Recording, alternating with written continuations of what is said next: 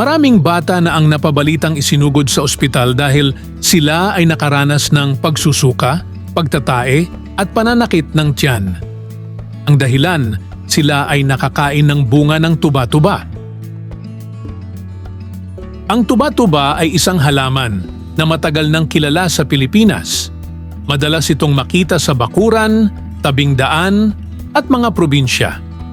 Tahimik lang itong tumutubo pero kakaiba ang reputasyon nito dahil sinasabi ng iba na ito ay halamang gamot, habang ang iba naman ay nagsasabing ito ay lason. Kaya ang tanong, alin ba talaga ang totoo?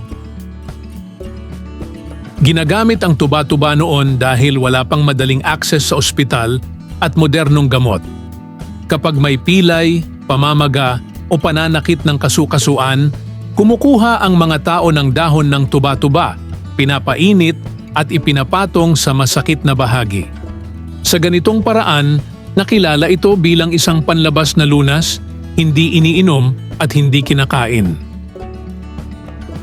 Pero dito, nagiging delikado ang usapan. Dahil habang may tradisyonal itong gamit, lahat ng bahagi ng tuba-tuba ay may lason. Lalo na ang buto na kamukha ng mani at madaling mapagkamalang pwedeng kainin. Maraming kaso ng pagkalason ang nangyari dahil dito, lalo na sa mga bata.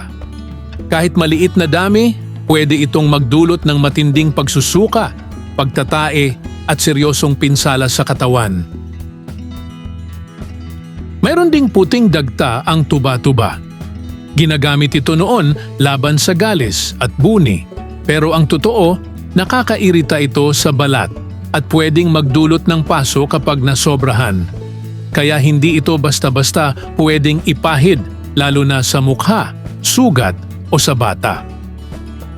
Ito ang dahilan kung bakit maraming eksperto ngayon ang hindi na nirerekomenda ang paggamit ng tuba-tuba, lalo na kung may mas ligtas na halamang gamot o modernong lunas na alternatibo. Ang kaalaman na kulang o mali ay pwedeng magdulot ng panganib, kahit pa galing ito sa tradisyon. Kaya, kung tatanungin kung gamot ba o lason ang tuba-tuba, ang sagot ay pareho, depende sa paggamit. Kapag panlabas lamang at dahon lang, may tradisyonal itong gamit. Pero kapag iniinom o maling bahagi ang ginamit, mas mabilis itong makalason kaysa makagamot. Sa huli, ang tuba-tuba ay parehong pwede makapanggamot at pwede ring makalason.